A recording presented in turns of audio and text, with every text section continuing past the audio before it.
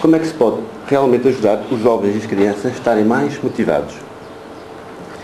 É que vou tentar apresentar, recorrendo também aos novos contributos da área das ciências humanas. Ora, o mesmo acontece com a nossa estrutura psíquica.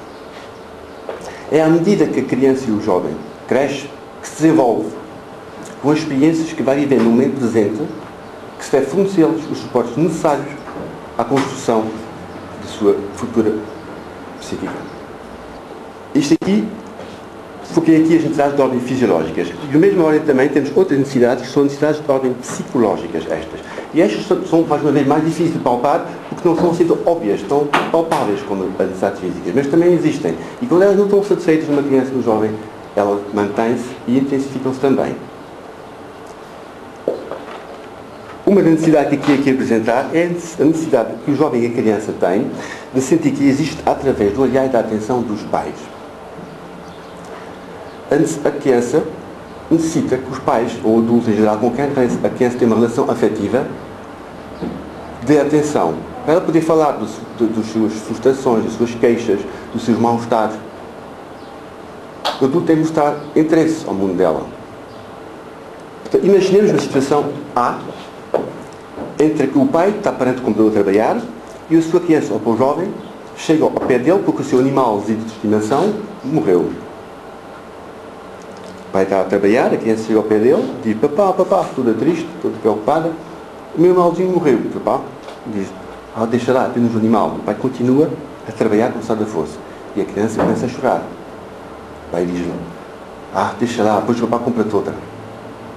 Uma situação muito comum. Então, qual é a alternativa? E utilizar esta possibilidade, esta oportunidade para transmitir para a criança estas necessidades de ordem psicológica.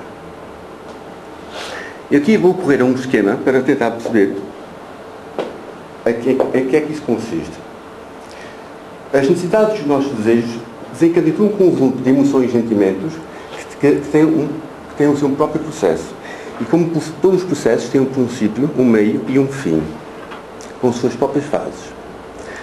A primeira fase é a fase de emergência. É a fase onde a criança, no momento onde a criança para que perdeu o seu animal de estimação.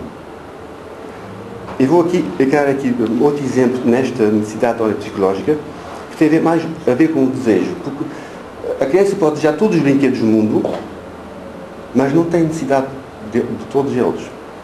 Pode ter necessidade de um ou outro, mas não de todos.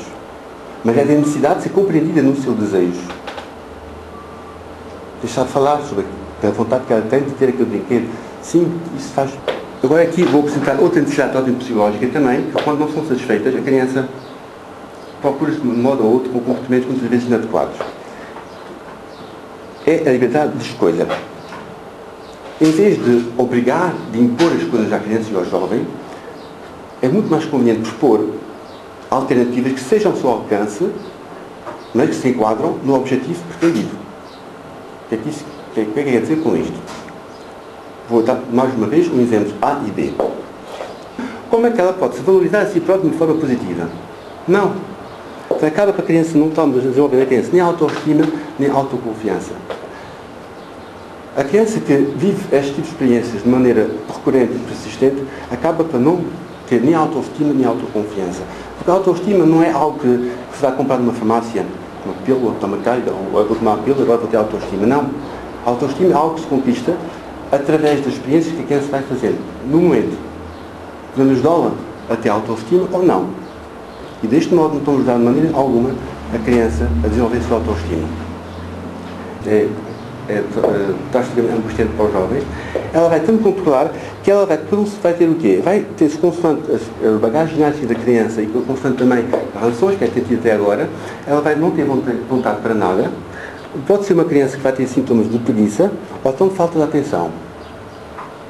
Ou então, consoante também o seu potencial energético, as crianças não reagem todas da mesma forma, ela pode-se mostrar também, então, reagir de forma mais violenta e pode-se mostrar uma criança mais agitada, irritada ou até agressiva.